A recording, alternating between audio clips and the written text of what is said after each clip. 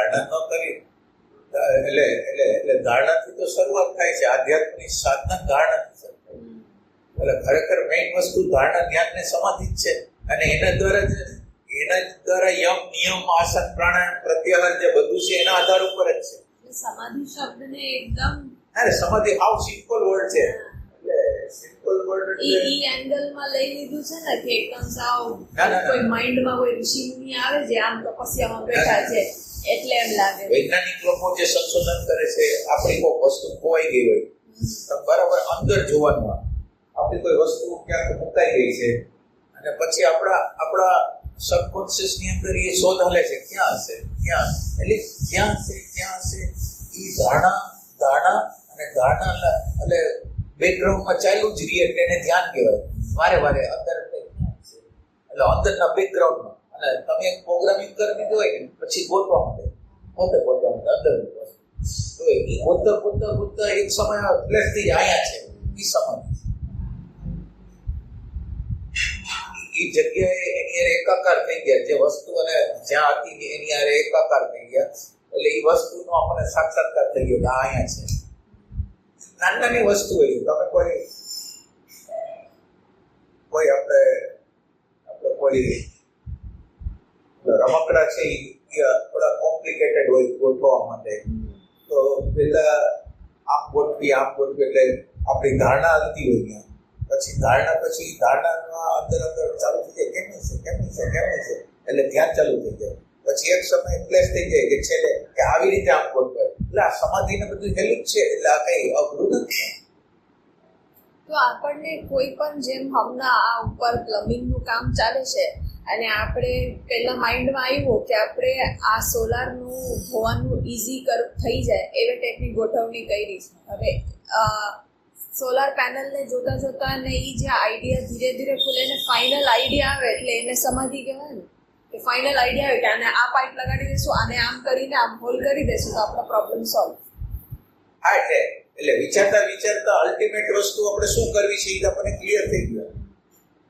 તો આ તો સમાધિ એકદમ નજદીકની થઈ ગઈ. આ નજદીકનું જ છે, બધી વસ્તુ નજદીક જ છે. એટલે આપણે રેગ્યુલર લાઈફમાં પણ સમાધિઓ લાગતી જ હોય. એટલે એની સમાધિની અંદર એટેન્શનની બહુ જરૂર પડે. એટલે તમારો ફોકસ એક જ વસ્તુ ઉપર પડવો જોઈએ. તમે સ્મૃતિમાંથી કાઢ્યા રાખો ને, એટેન્શન તમારી અંદર એટેન્શન હોય, આનું કેમ કરશું અને જ્યારે તમારી અંદર જો આ જે ધારણા શક્તિ બરાબર થઈ ગઈ તો ધારણા શક્તિ એમટી છે તો એને અન્ડરસ્ટેન્ડ સેન્સિંગ થઈ જાય કામ કરવાથી આમ થશે. અત્યારે હું જે બોલું છું ને એ જે હેપીનેસ નું તત્વ છે ને એમાંથી બોલું છું. એટલે મારે વિચાર ન કરવો પડે, ખાલી હા હું જોતું રહેવાનું અને પ્રગટ કરવું. એટલે મને નવું હોય એવું નહીં કે તમને નવું હોય. મને એમ કે આપણને કેટલી વાર કઈ કામ કરતા રેન્ડમ વસ્તુનો જો ફ્લેશ થઈ જતો હોય જેના વિશે સમજો કઈ વિચારવા નથી, આપણે કઈ વિચારમાં મૂક્યું હોય નહોતો એ પ્રસંગ બસ બની ગયો ને ભાનના તત્વ એને જસ્ટ ફ્લેશ કરી દીધું તો એ સમાધિ ના થાય ને, એ કઈક અલગ વસ્તુ થાય. હા, એ રીલિવિંગ કહેવાય. રીલિવિંગ એટલે ફરીથી એટલે રિલિવિંગ કોન્શિયસલી કરીએ ગઈ ને, રિલિવિંગ આપણી સ્મૃતિઓ દ્વારા થાય રિલિવિંગ. તો એ રિલિવિંગની પ્રોસેસ છે. એમાં આપણે ક્યાં ખોટા હતા એ આપણને અથવા ક્યાં બેહોશ હતા એ ખબર પડે.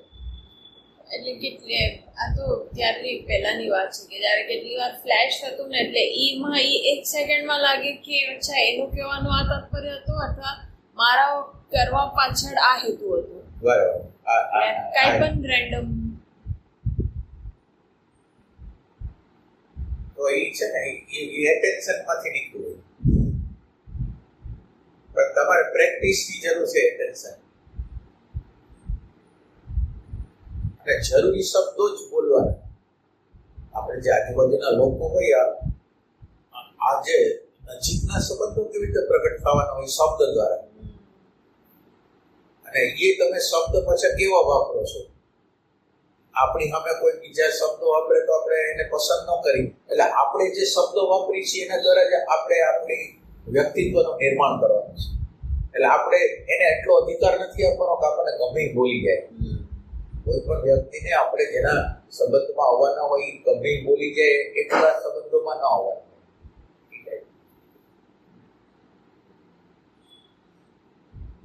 શબ્દ દ્વારા જ નજીકતા થાય છે. તમે જેટલો શબ્દ ઓછો બોલો, આ કેટલા 33 વર્ષથી અમે રહી છીએ, તો કેટલા સંબંધ, એટલે સંબંધોની અંદર કેટલું લિમિટેશન. એને એમ કીધું કે અમે ટિફિન આપશું, મેં કીધું ના મારે ટિફિન નથી જોતું, દરરોજ આપશું, ના એ જોતું નથી. એટલે એમ આપણે પોતાને રિલેશન, આપણે તો અંદરના અંતર્યામી યારે પ્રેમ છે, બહારની સગવડતા હોય તો છોડી દીધું. આ અમારે ડોક્ટર લોકો બધા હતા, બધાને ધક્કો મારી દીધો, ગમે એ થાય મારું, અરે એમ કોઈની જરૂર નથી. એટલે એવું કુમારી હોવી જોઈએ દુનિયામાં. ભગવાન આપણી હારે છે.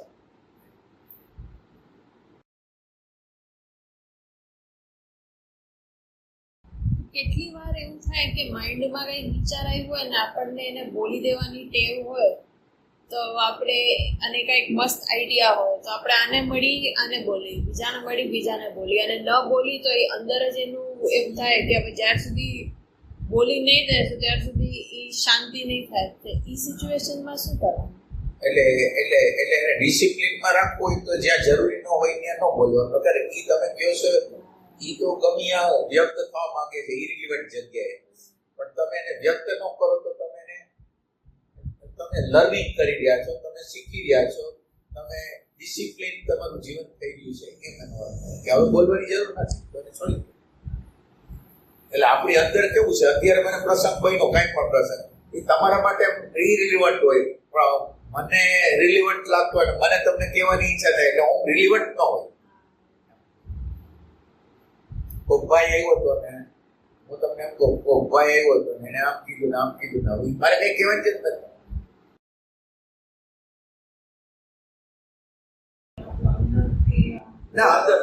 અંદરથી તો એને વ્યક્ત થવું, એટલે એ ડિસિપ્લિન વગરની વસ્તુ છે.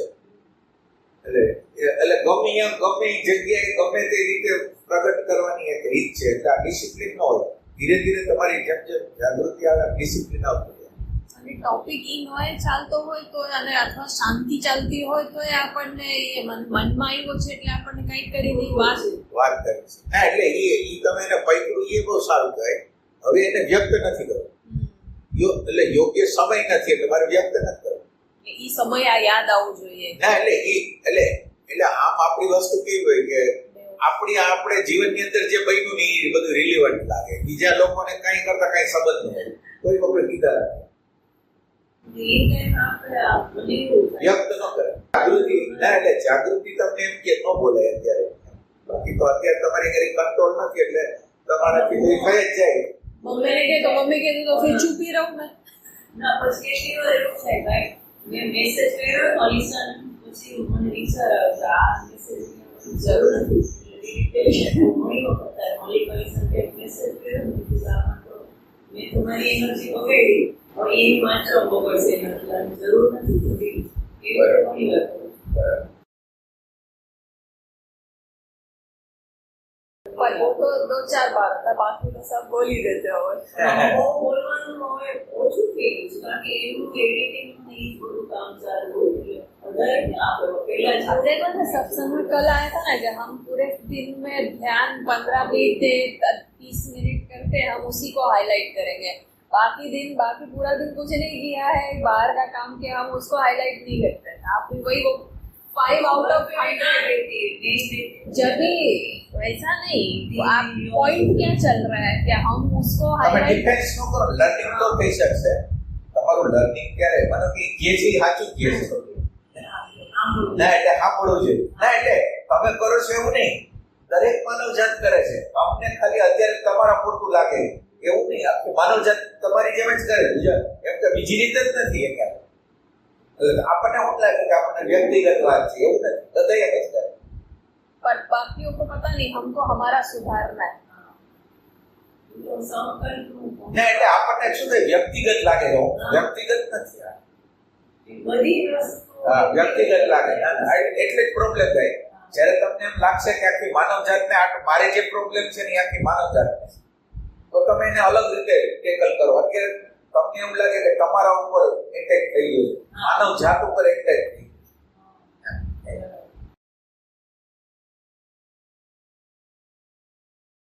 આ ઓલી સાઈડ મને કંઈ સમજાયું તો મેં કીધું આ બરાબર તારી વાત. ગયું. સારું છે. સમજાઈ ગયું. તમે અંદર ખાલી હોત તો તમને ખ્યાલ આવે.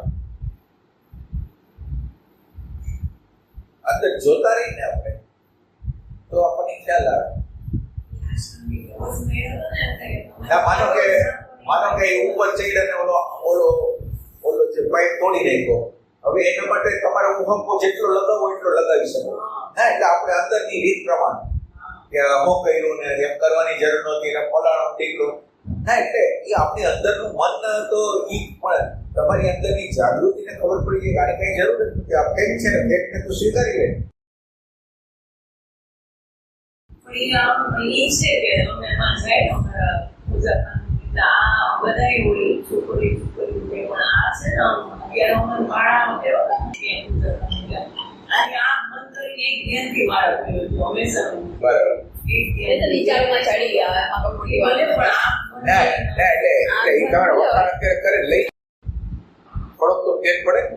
ઓલા લોકો કરતા ને આપણા લોકો કરતા હોય તો થોડોક એ જાગૃતિ રાખવાની છે, આ કરવાનું છે, વિચાર આવ્યો વિચાર ન આવ્યો બધી ખબર પડે. કેટલી વાર વારંવાર એ જ પ્રયત્ન કરતા હોય કે અનનેસેસરી વિચારોને સ્ટોપ કરવું છે, એટલે કેટલી વાર વિચાર ગતિ કરી ગયા હોય ને આપણે થોડીક તો ચાલી જ ગયા હોય હા, એ તો છે. અને પછી એવું થાય કે બંધ કરો ये क्या चल रहा है. એટલે કેવું અનનેસેસરી એટલે મારા માઇન્ડની ટેન્ડન્સી ઇમેજિનેશન વાળી ઘણી છે, એટલે મેં એ આપણે ઝેન યોગા વાંચ્યું છે ને ત્યાંથી એ ઓબ્ઝર્વેશન આવી કયા પ્રકારના કે કેટલા લોકોને કે આવું જવાબ આપી દઉં એ મુખ્ય વારંવાર એવા ટાઈપનો થતો હોય. કેટલા લોકોને કે આવું થશે તો મજા આવશે, એટલે એના ડે ડ્રીમિંગના ઘણા બધા એટલે હા, એટલે તમારે માનો કે કાલે હોટલમાં જવાનું છે, કાલે ઓફિસે જવાનું છે, એમ તમારા મગજમાં હોય ને એટલે એનો મજા અંદર ચાલતી હોય. આમ સવારે આટલા વાગે નીકળી જશું એટલે અંદર ખાલી છે ને એટલે આ ક્ષણમાં નથી જીવતા, નકર આ ક્ષણની અંદર ભરપૂરતા છે, પણ આ ક્ષણની અંદર આપણો અંદરનો ખાલીપો છે એટલે આપણે ભવિષ્યની અંદર જાય છે.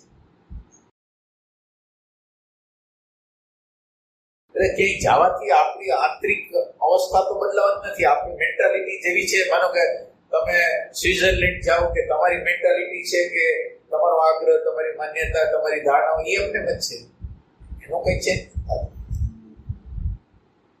અહીંયા કોન્ફ્લિક્ટ થાય છે તો ત્યાં સ્વિટ્ઝરલેન્ડમાં કોન્ફ્લિક્ટ થાય છે, ભાઈ તે કેમ આવું દીધું.